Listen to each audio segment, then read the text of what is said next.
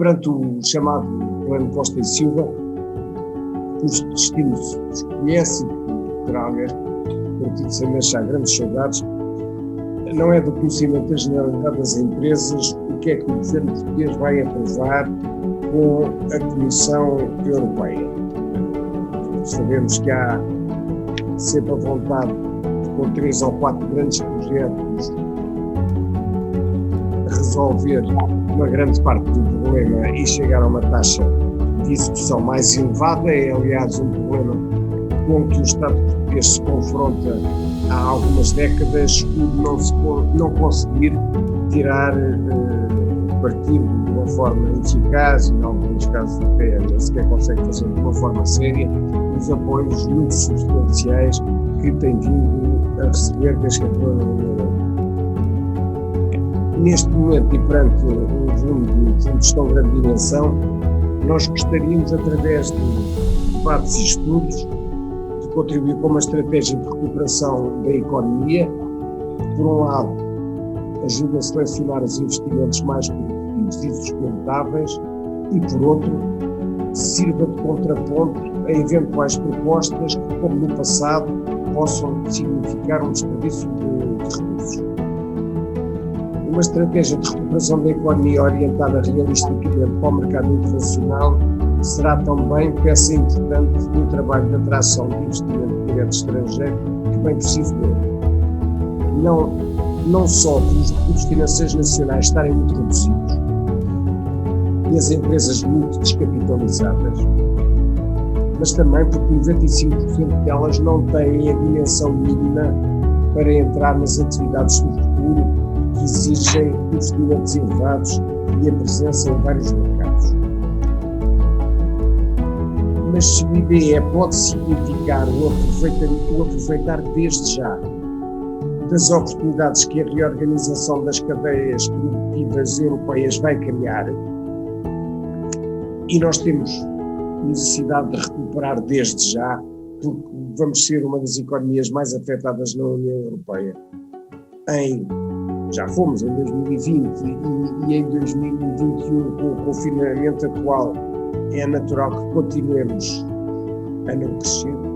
Vamos ter uma recuperação difícil e, portanto, aproveitar desde já estas oportunidades é importante, mas isto não significa que o investimento e as empresas portuguesas sejam dispensáveis para um regresso a taxas de crescimento mais elevadas.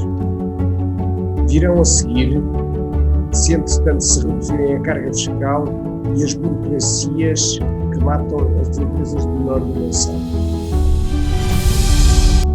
Mas para isso muita coisa terá de mudar. Deveríamos com certeza não deixar de apelar ao Presidente da República para que as promova e, sobretudo, não viabilize mudanças de sentido contrário como fez no seu primeiro mandato. É por isso muito oportuno discutir agora este tema.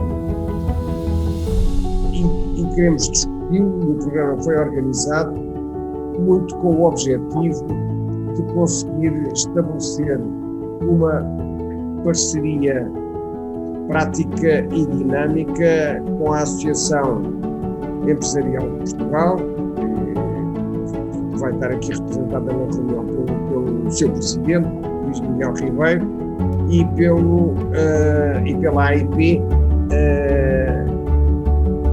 em que o presidente José Eduardo Carvalho nos dirigirá a palavra na sessão de encerramento. Partilharia convosco, sobretudo, aquilo que foi a nossa reflexão do documento que nós intitulamos Portugal Industrial 5.0, um programa estratégico para a valorização da indústria portuguesa. Vivemos hoje e partimos hoje de um patamar diferente daquilo que partíamos há uma década atrás. Surge, entretanto, esta situação que estamos a viver, esta pandemia que estamos neste momento, que nos está, eu diria que está a fazer refletir com mais profundidade alguns dos temas. Isto coloca-nos aqui o problema central que nós sempre víamos falando e colocando pretendo e refletir sobre ele, e sobretudo se agisse para se resolver, que é o problema da produtividade. Este problema da produtividade tem aqui na sua base dois grandes problemas. Por um lado, as qualificações dos recursos humanos na indústria, e por outro lado, a necessidade de investimento em tecnologia e em digitalização. É claro que resolvendo o problema também da produtividade, resolveremos aqui um conjunto de outros problemas, nomeadamente podermos melhorar as condições salariais, condições remuneratórias daqueles que trabalham na indústria, e trazermos ou voltarmos a trazer para Portugal muitos daqueles que procuraram oportunidades lá fora e que têm hoje uma experiência acrescida e que nós precisamos de voltar a trazer para as nossas empresas e para a nossa indústria. E há aqui uma questão que é a questão também do financiamento e da capitalização. É importante cada vez mais as empresas poderem, com capitais próprios, fazer investimentos, mas também todos nós sabemos que estes investimentos, e grande parte deles, muitos deles, atendendo à dimensão e à necessidade e àquilo que eles exigem, é preciso apoio, é preciso instrumentos financeiros que possam apoiar as empresas nesse investimento. Temos ainda cerca de 50% da execução do programa. É uma questão que, de facto, nos deixa preocupados a princípio e para a qual não conseguimos perceber o porquê e porque é que não se coloca este dinheiro já ao serviço das empresas, com menos burocracia, com mais eficácia, e de facto se pudesse resolver uma parte do problema da falta de recursos financeiros. Como é que vamos ser capazes de colocar este dinheiro ao serviço das empresas? Como é que vamos ser capazes, de facto, de aproveitar todos estes recursos para transformarmos a nossa economia, para apoiarmos as nossas empresas e para, de uma vez por todas, melhorarmos aqui os nossos problemas, quer sejam o problema da produtividade, como referi, quer sejam a questão da competitividade e tudo o que isso, em torno disso, nós podemos e devemos dizer. As principais 5 áreas são capacitação tecnológica.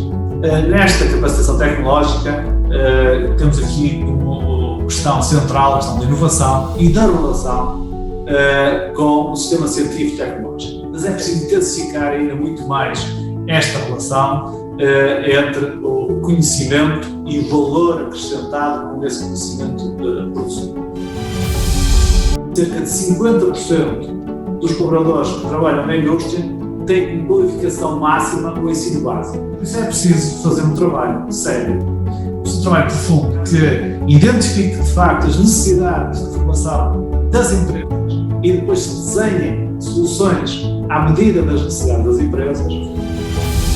Uma terceira questão, que é que nós chamamos de capacitação para a eficiência empresarial, a questão da produtividade e da competitividade, onde é importante nós valorizarmos a importância da incorporação de produtos nacionais na nossa indústria, melhorar este apoio à internacionalização das nossas empresas, com aquilo que tem sido o papel fundamental que as associações empresariais têm tido e que, de facto, nós, a AEP, entendemos que temos assumido essa nossa responsabilidade, embora, naturalmente, há aqui um caminho que é preciso. Como quarto programa, nós temos que resolver o problema da capacitação financeira, o problema dos instrumentos de apoio, quer ao financiamento, quer à capitalização das empresas. E, por último, que é a capacitação das entidades associativas de apoio à indústria, nomeadamente as associações empresariais. Precisamos, de facto, de ter associações empresariais mais qualificadas, com melhores recursos, com mais capacidade de intervenção, com mais capacidade para poder levar mais informação e mais formação às empresas. Portugal está a atravessar a maior crise económica dos últimos 100 anos, com a destruição da atividade económica profunda e profundas consequências sociais, devido à pandemia do Covid. Com o fim das moratórias, o disparo das falências e o aumento do crédito mal parado, podemos ter de novo problemas na banca. Chama a atenção que a banca portuguesa é a terceira do espaço da União Europeia em volume de moratórias e é a terceira também do espaço da União Europeia em crédito mal parado, famosos NPLs. E quando a Comissão Europeia voltar ao rigor do Pacto de Estabilidade e os mercados regressarem à análise da sustentabilidade das dívidas públicas, podemos ter novamente momentos de stress nas nossas finanças públicas.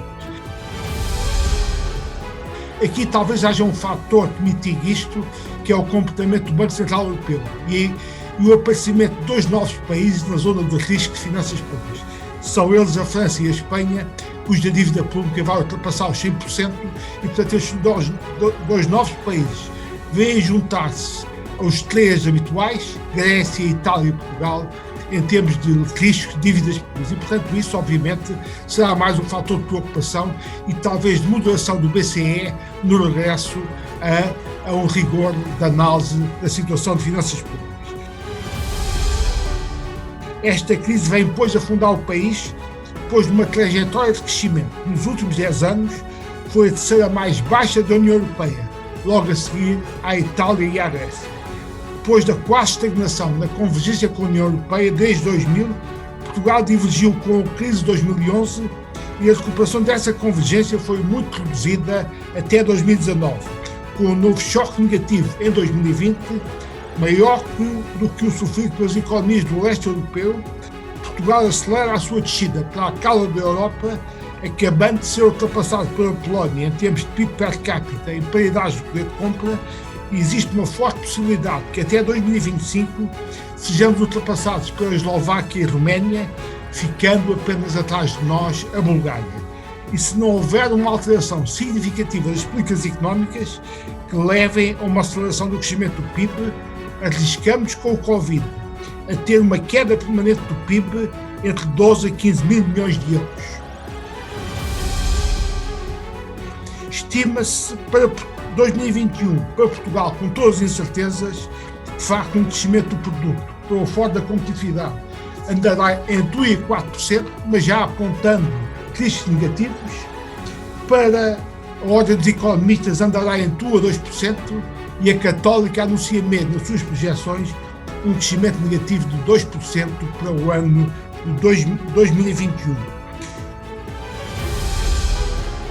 Falamos muito do Programa de Recuperação e Resiliência, financiado pelo Next Generation EU, mas este programa vai entrar em complemento do quadro financeiro plurianual que já existe e que vai continuar a existir na economia portuguesa. E o Governo, até este momento, não apresenta uma visão conjunta da aplicação dos fundos dos dois programas, do quadro financeiro plurianual e do Plano de Recuperação e Resiliência. No Plano de Recuperação e Resiliência, é evidente uma forte aposta no investimento público em detrimento das empresas. E até, irei mais longe dizendo que o Governo tenta agora, no Plano de Recuperação e Resiliência, fazer um conjunto de investimentos públicos que ficaram congelados nos últimos anos, na legislatura anterior, devido à política de contenção do déficit feita à custa da travagem do investimento público. E, portanto, o Governo aproveita agora o Plano de Recuperação e Resiliência para fazer um conjunto de investimentos públicos que não fez na legislatura anterior. E aqui o Governo fala muito em digitalização e modernização da administração pública. E aqui chamamos a atenção que a transformação digital das empresas e organizações é muito mais que digitalização. É utilizar essa ferramenta para fazer uma transformação de processos, modelos de negócios, com vista a alterações no seu funcionamento.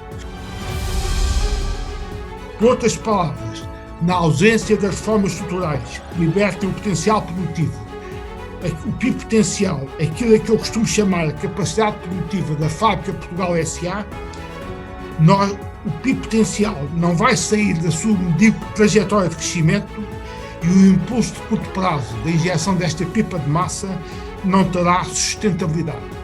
Os economistas costumam dizer que é preciso embutir este modelo de curto prazo keynesiano da injeção da pipa de massa num modelo de desenvolvimento de médio e longo prazo que não está apresentado e que, de facto, pela má afetação de recursos que a inação estrutural conduz, duvido que tenha sustentabilidade, porque, de facto, não haver reação da oferta e dos incentivos económicos à criação de riqueza. Haverá, pois, o risco de despejarmos dinheiro sobre a economia, não resolvendo os seus problemas estruturais, pelo contrário, até os agravando nos casos em que se gasta mal o dinheiro. Quando nós fazemos investimentos que não são produtivos, obviamente criamos despesa corrente e não criamos efetivamente potencial produtivo, riqueza futura para o país. São essas receios e dúvidas que tenho em termos do plano de recuperação e resiliência, que, a meu ver, só consegue funcionar bem integrado numa correta política económica que leve à reação do lado da oferta e aos estímulos de criação de riqueza. Se não for assim, arriscamos a ter aqui, de facto, falta de sustentabilidade nesta injeção, nesta pipa de massa injetada a curto prazo. Tal como foi dito, nós chegamos aqui a partir de um crescimento lento. A economia portuguesa não cresce de facto nas 2 últimas décadas. E a recuperação que nós tivemos foi uma recuperação bastante pouco significativa e bastante pouco robusta nos últimos anos. Naturalmente também, acompanhando a recuperação nos nossos principais parceiros, nomeadamente na zona da União Europeia. Uma das restrições que nós temos tem a ver com a maneira como aqui chegamos do ponto de vista de ajustamento orçamental. Não tanto para as empresas, mas refletindo-se sobre o funcionamento da administração, que é por isso e por essa via indiretamente importante para as empresas e para o conjunto dos cidadãos, e estamos a senti-lo bem na incapacidade que o Estado tem de responder adequadamente agora na pandemia. Seja porque, na verdade, temos muito menos apoio às empresas e às famílias nesta situação de quebra histórica e absolutamente irrepetível, esperamos, do produto em 2020 e que se vai manter com um crescimento, algum decréscimo anémico ou, um pequeno crescimento em 2021, temos muito menos apoio do que a generalidade dos outros países da União Europeia.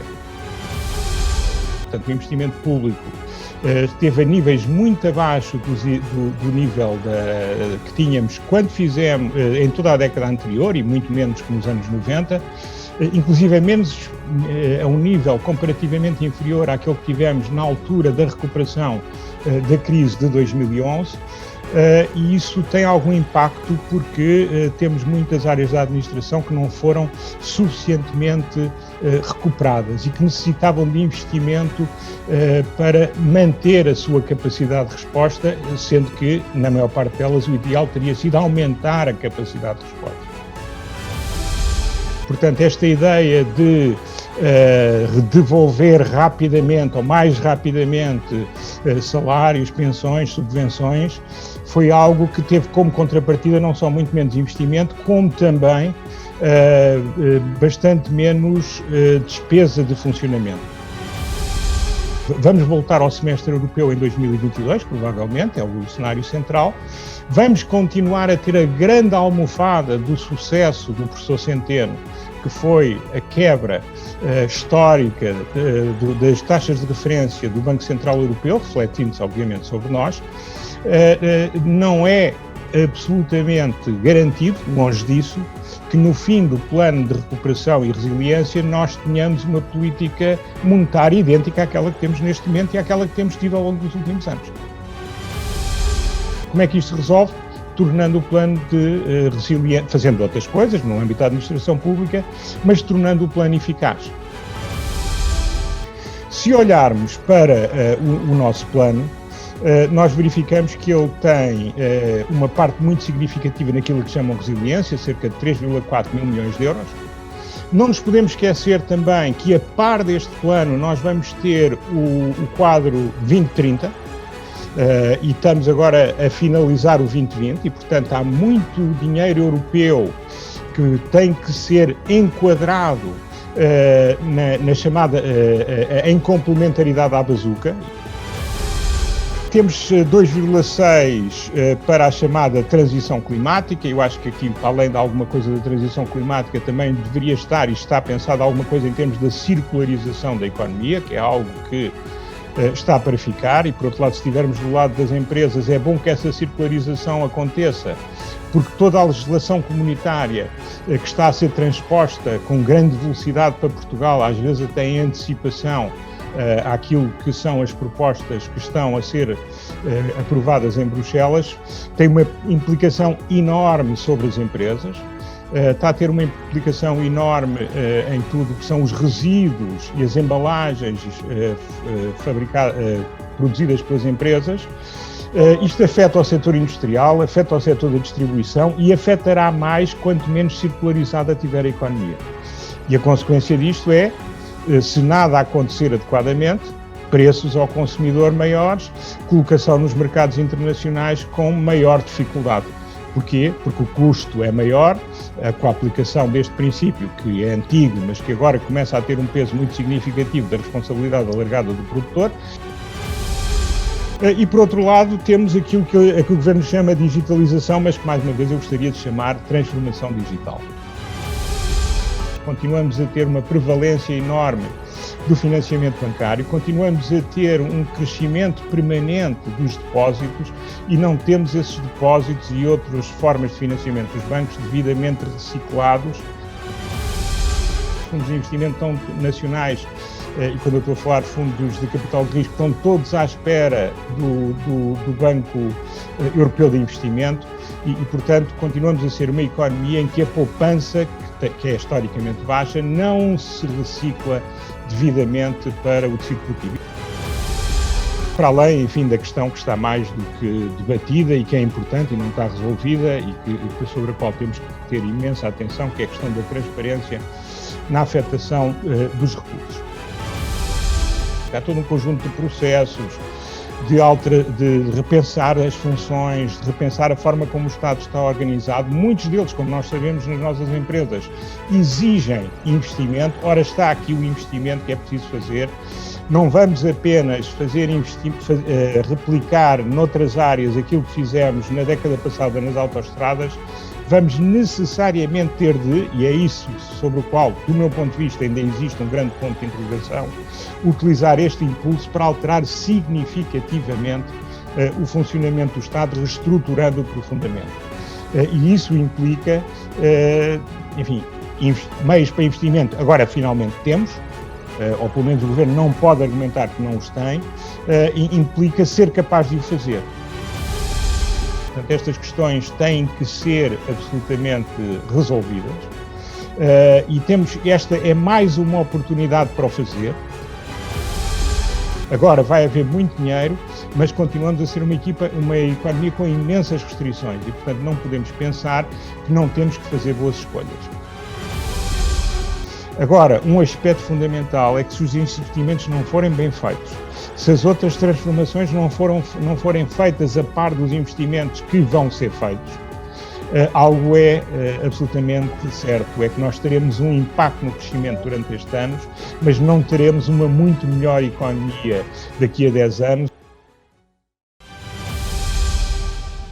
Aqui cingir-me nesta minha introdução a 3 pontos. O primeiro que tem a ver com a mudança de paradigma económico que estamos a viver, o segundo com aquilo que eu chamo a Casa das Máquinas da Comissão Europeia e o terceiro um ponto mais político. Mas comecemos pela mudança de paradigma. Christine Lagarde, há 2 dias, em Davos, falava desta mudança através de 4 efeitos positivos e de 3 desafios ou efeitos negativos desta mudança de paradigma. E se olharmos para esta mudança que vivemos na pandemia, vemos exatamente, por um lado, algo muito positivo, esta aceleração digital, ou seja, a tecnologia do Zoom já existia, a tecnologia para as teleconsultas já existia, mas aquilo que mudou foram realmente os processos e a utilização dessa tecnologia. Segundo, a mudança que estamos a viver no paradigma do mundo do trabalho. Primeiro, tivemos uma primeira fase, na primeira fase da pandemia, que pensávamos que já ninguém quereria voltar para o local de trabalho. Vimos hoje que isso não será assim, que as pessoas querem voltar, mas já não querem voltar da mesma maneira nem da mesma forma. Depois o que é que vimos? Vimos um investimento privado a acelerar a inovação e a tecnologia. E, finalmente, como mudança positiva, o strong awareness em relação ao climate change. 70% da população põe como prioridade número 1 este combate às mudanças climáticas. Qualquer plano de resiliência tem que ter em conta estes efeitos positivos, assim como os efeitos negativos desta mudança. O primeiro, o que tem a ver com o desemprego e o pensarmos se esta mudança nos vai criar ou não um desemprego em massa. Todas as empresas estão, obviamente, a sofrer com a crise, mas umas mais do que outras. E depois temos um negativo que é contrário ao positivo do investimento da inovação. É que os privados começaram a investir mais em inovação, nós vimos mais inovação no setor privado e vimos os Estados e mesmo a União Europeia a diminuir o investimento em inovação e ciência. E, portanto, nós temos aqui um problema grave, foi que temos uma dissonância cognitiva, não é? Porque aquilo que nos está a salvar da crise é a ciência, mas os Estados-membros, neste caso, não o perceberam. E por isso aquilo que eu vos queria dizer sobre o plano de recuperação, corroborando aquilo que foi dito, e achei muito interessante porque o Pedro Ferraz da Costa disse nós em Portugal fazemos estas coisas, 3 ou 4 projetos concretos e depois pensamos que está tudo resolvido. E realmente o plano de recuperação não deveria estar focalizado em projetos concretos. Deveríamos sim olhar para o plano de recuperação como um investimento possível naquilo que são as mudanças que precisamos e que foram aqui referidas. Depois queria-vos fazer um ponto sobre aquilo que eu chamo a casa das máquinas. Planos não são, como muitas vezes na vida, não é inteligência, é trabalho. E nestes planos, aquilo que eu vi durante os 5 anos da Comissão Europeia é que são 80% implementação e 20% estratégia e inteligência. E finalmente, para finalizar, queria fazer um ponto político. O primeiro é dizer que se não tivéssemos tido o Brexit, não estaríamos aqui a falar hoje. Ou seja, a capacidade da União Europeia de ter levantado este plano de resiliência, de ter conseguido 1,8 trilhões para os próximos 7 anos, foi possível. E tenho muita pena de o dizer porque gosto muito do Reino Unido e adorava que nunca tivesse saído da União Europeia, mas foi possível neste tempo porque o Reino Unido já não era parte da discussão. O segundo é que no primeiro lockdown nós tivemos um desaparecimento na altura do populismo. Vimos que a Marine Le Pen desapareceu de cena, vimos que o Salvini já não falava. As pessoas perceberam que este vírus não tinha fronteiras e, portanto, que estes populismos não tinham sentido. Neste segundo lockdown, estamos infelizmente a ver uma volta do populismo, porque as pessoas estão cansadas, não querem ficar em casa. E vamos ter que conseguir muito mais equilibrar entre aquilo que é a vida das pessoas, a economia, o sofrimento daqueles que não podem trabalhar, com o sofrimento terrível, horrível, daquelas famílias que perdem os seus entes queridos. Gostava de deixar e repetir o ponto que é técnico, mas é político, que se não tivermos a coragem de falar na mudança radical na maneira como olhamos para o mercado de trabalho em Portugal, que tem que ser mais flexível. Se não olharmos para uma reforma do Estado, como dizia Luís Mira Amaral, a digitalização não é apenas computadores e que o António Nogueira Leite também reiterou. Tem que ser uma mudança dos processos, do talento, do recrutamento de talento, da maneira como as pessoas trabalham. Não é o dinheiro que nos vai fazer ter essa vida melhor. O primeiro ponto para onde eu gostava de começar é uma constatação de facto, não é? A constatação de facto é que a economia portuguesa, a produtividade da economia portuguesa não tem convergido para a competitividade europeia, a produtividade europeia ao ritmo que se esperava. E porquê é que era o ritmo que se esperava que essa produtividade convergisse? Porque à medida que Portugal vai formando profissionais cada vez melhores e o capital humano se vai acumulando cada vez mais no país, se esperava também que houvesse uma convergência. E essa convergência não tem existido. E, de alguma forma, esse é o paradoxo que eu acho que nos reúne aqui, e o que eu estou a dizer não é nada de novo. O Presidente da AEP também falou nisso na sua intervenção. Para lidar com esse problema, tem havido vários grupos de reflexão e vários programas, e este plano de recuperação e resiliência, de alguma maneira, tenta inserir-se nesta preocupação. O problema é que, como já foi dito aqui, este plano não é uma resposta direta ao problema da recuperação da produtividade portuguesa. É mais uma política, um reforço da política orçamental do Estado português. E por isso, de alguma forma, criou-se aqui um bocadinho mal entendido, não é? Que o problema do atraso no crescimento da produtividade da economia portuguesa poderia ser resolvido com um reforço apenas com o reforço da capacidade da administração pública. Quando vemos que a questão do atraso português, do atraso Portugal na convergência para a produtividade, para os níveis de produtividade europeia, tem mais a ver com o que se costumava chamar, e que ainda se chama, mas nem toda a gente gosta, de reformas estruturais, apelidado de reformas estruturais, que todos também já falaram até agora. Nós vemos que a produtividade é maior em empresas maiores, vemos que a produtividade é maior em empresas exportadoras, vemos que há uma dispersão muito grande de produtividades em empresas do mesmo setor, o que leva a crer que há pouca transferência de trabalho de umas empresas para outras dentro do mesmo setor. Outro exemplo que se põe aqui é que estamos focados neste plano, não é? que são planos. É um plano que realmente é um plano de principalmente despesa pública, e não estamos focados e não estamos a discutir a questão, por exemplo, da afetação de licenças de 5G, não é? Que, podendo ser crítico ou não do processo que está a ser seguido, vai ter uma importância brutal em termos da digitalização do país na próxima década, porque a quantidade de investimento que foi feito em Portugal no 5G vai condicionar, de alguma forma, o nível de qualidade dos serviços de comunicação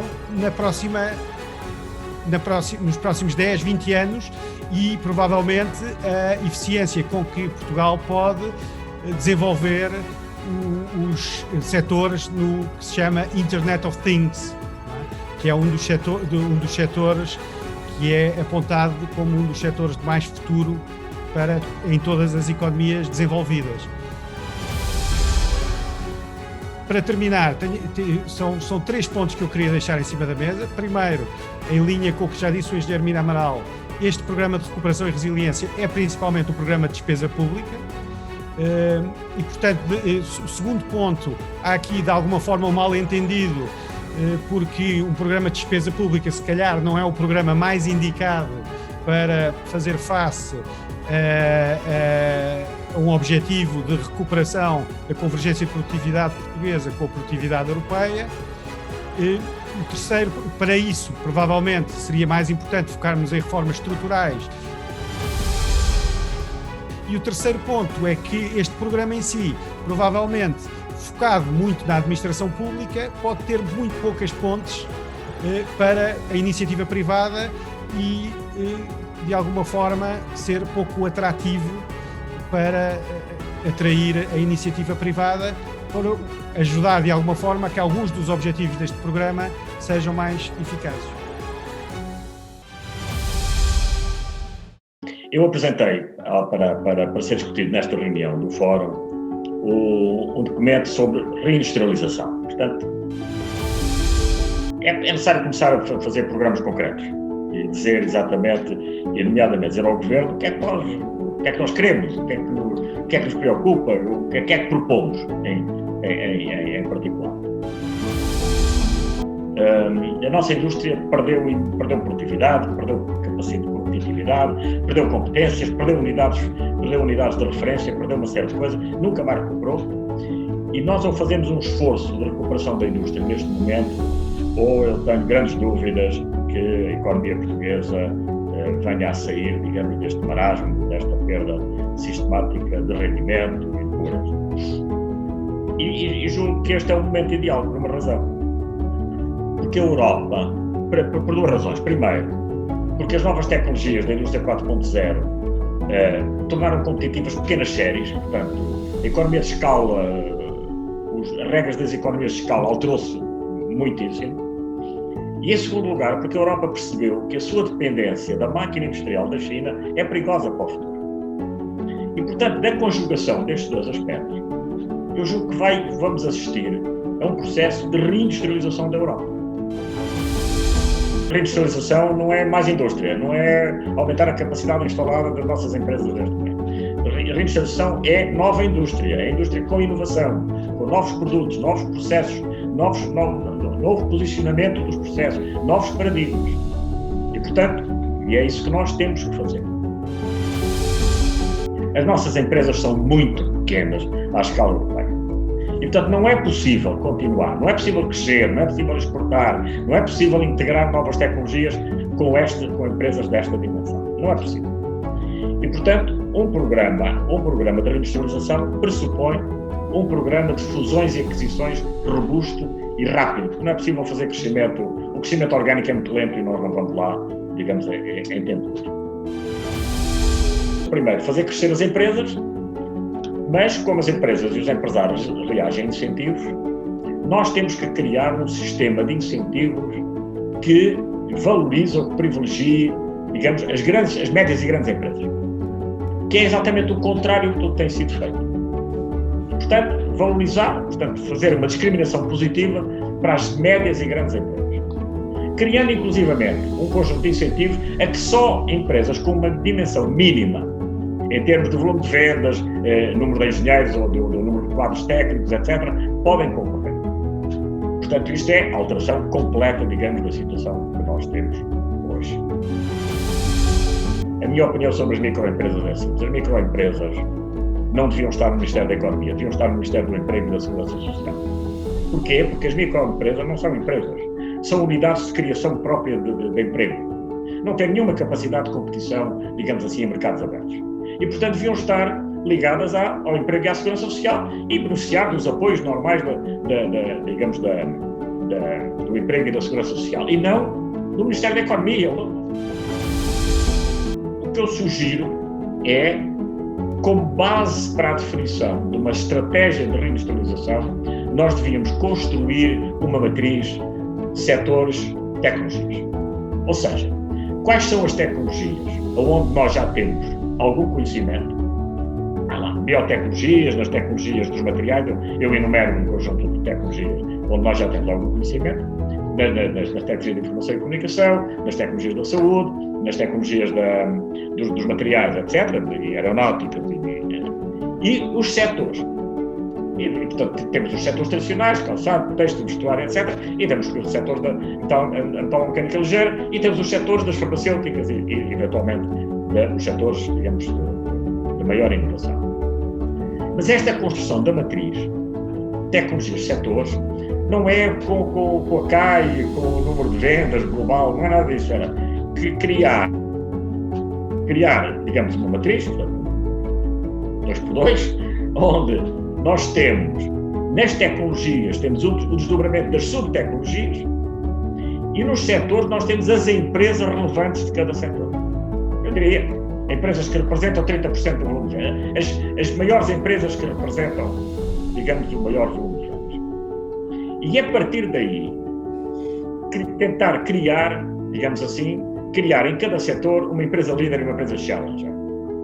Criar, no fundo, aquilo que existe no setor da cortiça. A cortiça tem uma empresa líder clara, que é a Cortiça Namorim, que experimenta novas abordagens, que experimenta novas tecnologias, automação, robotização, etc. Nós precisamos ter em cada setor industrial, digamos assim, uma empresa líder. E valia a pena termos uma empresa challenger, que é para a empresa líder não dormir, digamos assim, nos louros conseguidos. Portanto, esta é uma alteração completa de paradigma, e é uma alteração de paradigma político. Este programa é um programa estrutural, não é um programa conjuntural. E, portanto, é um programa que vai ser desenvolvido 5, 10 anos, mas tínhamos que começar já. Bom, este crescimento das empresas, portanto, o que criar empresas maiores, mais robustas e com maior capacidade de intervenção nos mercados globais, permitia também, para além de aumentar as exportações, permitia ter massa crítica para ir às feiras internacionais, para fazer negociação internacional, etc. E, portanto, o que eu sugiro, e permitia outra coisa que é muito importante, permitia alianças estratégicas ou parcerias com empresas internacionais, nomeadamente áreas razoavelmente inovadoras, e estou-me a lembrar, sei lá, das áreas da farmacêuticas ou outras, com as nossas empresas nacionais. Portanto, o que eu proponho é incentivos financeiros e fiscais ao crescimento das empresas, que já falei. Reforço do balanço das empresas com entrada de quase capital do Banco Fomento. Depois, apoio a criação de uma empresa líder, de uma empresa challenge em cada setor industrial. E depois, claro, criação, como dizia o Carlos Moedas, e criação, digamos, de uma maior capacidade, digamos, de inovação, reforçando os parques tecnológicos, os centros tecnológicos, as incubadoras, etc.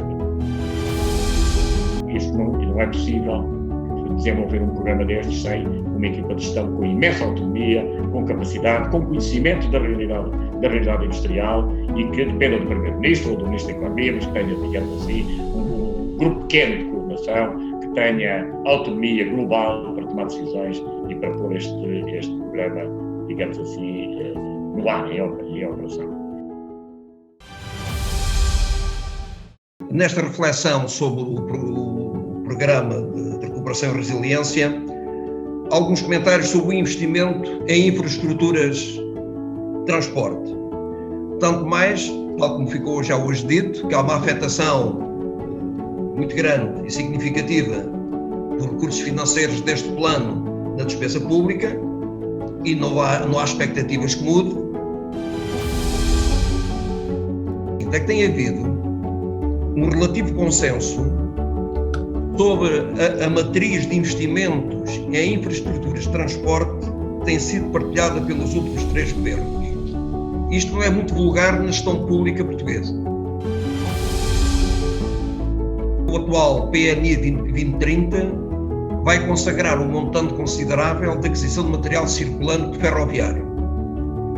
E também se está-se a colocar como prioritário investimentos significativos na mobilidade e na expansão da linha do metro em Lisboa e Porto, que não estavam priorizados nos governos e nos planos anteriores.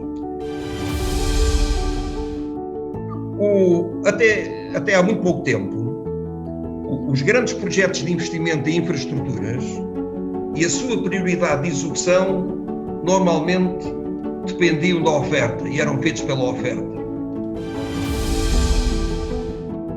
Em 14 anos gastaram-se 13 mil milhões de euros em acessibilidades rodoviárias e não foi por isso que teve um incremento significativo na competitividade da economia portuguesa e também não houve efeitos significativos na coesão territorial. Neste momento só 13% da população portuguesa está a mais de 15 minutos do acesso a uma linha de alta prestação e gastámos 2 mil milhões de euros na linha do Norte para reduzirmos em 10 minutos o percurso do Alfa. Chegou-se à definição clara e consensual de alguns objetivos. O primeiro era reduzir em baixa o Plano Rodoviário Nacional, pelas razões que há pouco referi. Em segundo lugar, privilegiar as mercadorias e a carga em detrimento dos passageiros. E em terceiro lugar, potenciar infraestruturas existentes e ligações insuficientes em detrimento de projetos novos. E também conseguiu-se consensualizar uma metodologia de priorização destes projetos assentes nas seguintes dimensões: se eles estavam ou não enquadrados nas redes de transportes europeias, se potenciavam a intermodalidade dos fluxos de transporte, se eram competitivos, isto é, se conseguiam, tinham capacidade de captação de tráfego e aumento do volume da carga, a solvabilidade financeira dos projetos, se tinham algum potencial de captação de fontes externas de funding e se eram eleitos ou se eram elegíveis nos incentivos comunitários, e um ponto importante, a comportabilidade. Eu não consigo encontrar, passado 4 ou 5 anos de todo este trabalho, não consigo encontrar um novo projeto de investimento que justificasse a integração nos 30 projetos prioritários que foram definidos, desde que se obedecesse ao objetivo principal, que era contribuir para a competitividade externa da nossa economia. O problema da discussão centra-se mais na ferrovia, e é aqui que, sendo ela até a prioridade do atual Ministro, que eu gostaria de fazer dois comentários. A discussão não se centra tanto nas necessidades de investimento, porque só 30% dos 3.919 km de rede, 30% não tem tráfego. 33% não está eletrificado. Só 19%, 620 km, permite carga rebocável superior a 1.400 toneladas. E o traçado não permite tráfego de comboios com 750 metros, porque as pendentes reduzem a capacidade de tração e falta de resguardos, e daí a falta de competitividade do transporte ferroviário. Eu acho que o Fórum da Competitividade tem de aprofundar, com a presença de outros atores e dos atores que estão na procura e nos clientes destas infraestruturas. Temos de aprofundar este debate, porque estes atores poderão não aportar grandes contributos do ponto de vista estratégico, mas de certo acrescentarão realismo e pragmatismo a esta discussão. Nós temos de evitar que daqui a alguns anos possamos chegar às mesmas conclusões no investimento ferroviário que chegámos no investimento rodoviário. Nós temos de refletir e facilmente chegamos à conclusão que o investimento rodoviário não gera cash flow para pagar investimentos e por isso não atrai privados. Nós temos de refletir quais são as consequências e os impactos para a economia onde temos vales financeiros negativos em projetos de investimento em infraestruturas.